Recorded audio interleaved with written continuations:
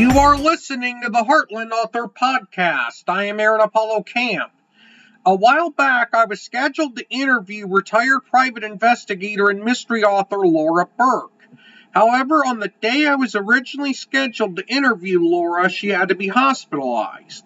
Fortunately, Laura is out of the hospital and is doing well now, and earlier this week, I had the opportunity to interview Laura.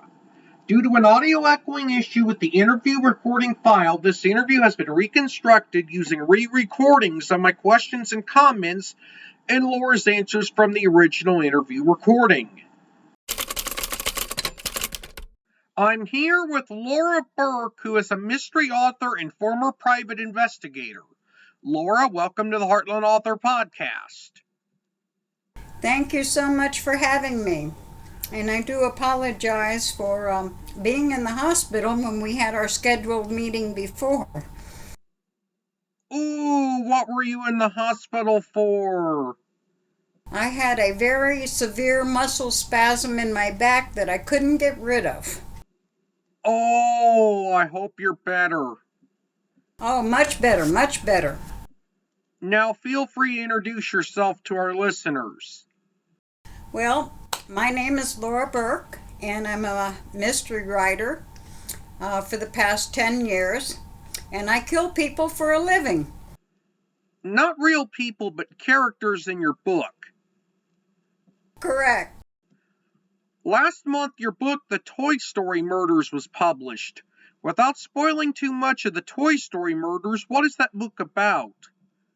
It's about a owner of a toy store that he built, and he has several toy stores, and he dies and his wife dies, and then the managers of these stores they start dying as well.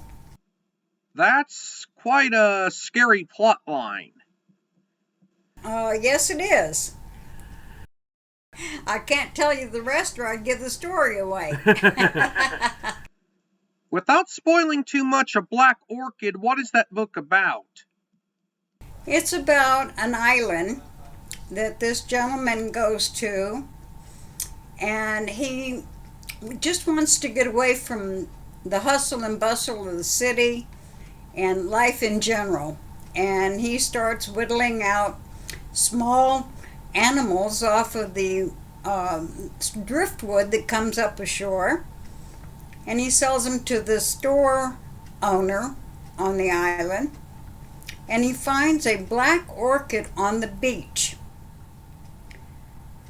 He calls over to the store manager to come take a look at it, and the next morning she was dead. And then other residents of the island, they start finding them dead as well. And at each one of these deaths, they find a black orchid sitting on the table.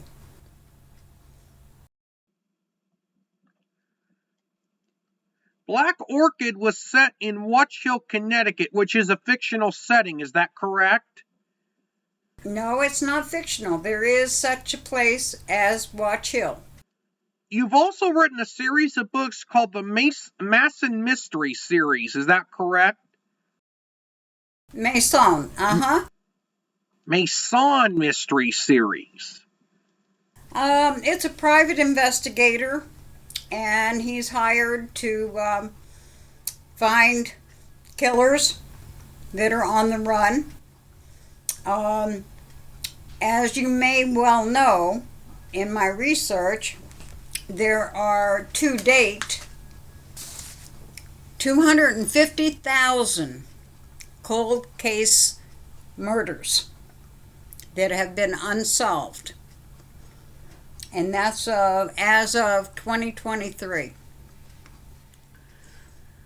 So. Now, is that in the United States or worldwide?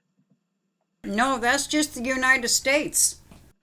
If you asked me how many unsolved murders there were in the United States as of right about now, I would have guessed somewhere like 50,000 or 60,000. A six-figure number shocked me. And that goes up about 6,000 every year. Obviously, there are families waiting for justice all across this country. Correct. And that's what my new series is about, the Jolene Mystery Series.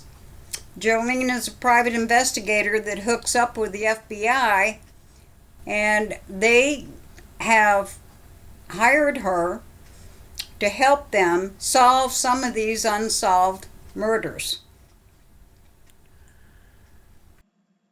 Are all your books self-published? Are all your books traditionally published? Or are some self-published and others traditionally published? Some are traditionally published and some are all self-published. Do you have a typical writing routine? And if so, what is that like? Uh, it depends upon how I feel. I have a 9 to 5 job, and I work Monday through Friday, and then I write on the weekends, on Saturday and Sunday. If I'm in a good mood, I can write off about 2 or 3 chapters in a day. If I'm in a bad mood, I might skip a day or two. But I try to be pretty routine in writing. I can finish a book, 200-pager, within 30 days if I'm in a good mood. Now, this is a question I didn't have written down on my list of questions, but what is some advice would you give to an author who is in his or her 40s, 50s, or older and is starting out as an author? My advice is don't give up. A lot of people don't understand that everybody has a dream, and a lot of people suppress that dream. They think about writing and then they say, oh, well, I can't do it. I'm not that good, da da da. The thing is that you have to be willing to take a chance. It's just like a baby when the baby first starts walking. If a baby didn't first try, he would never learn how to walk. Even though you might fail the first 1 or 2 times that you start out, you can always go back and change the wording, and you can always make it better. How did your career as a private investigator help you when you started writing published books? Because of the research and being able to track down people, that helped me in my writing, because then I could take that character and I could make him anything I wanted him to be. And the more I diddled around with it, the better it got. I have one final question, and I did not have this one on my written list as well. In your work as a private investigator, what is the most interesting case you worked on? Oh, missing wife. And it turned out that she had run off with her boyfriend, and she ended up killing her boyfriend and coming back to her husband. I think that was my most interesting job. Well, Laura, I thank you for appearing on the Heartland Author podcast. It was wonderful to be able to interview you. I hope you're feeling better, and you are an amazing guest. Oh, well, thank you so much for having me on your show. I really appreciate it. It was wonderful to be able to interview Laura, and if you're interested in murder mysteries, I recommend reading Laura's written works. This is Aaron Apollo Camp reminding y'all that you're never too old or too young to write your imagination. I'll see y'all next month.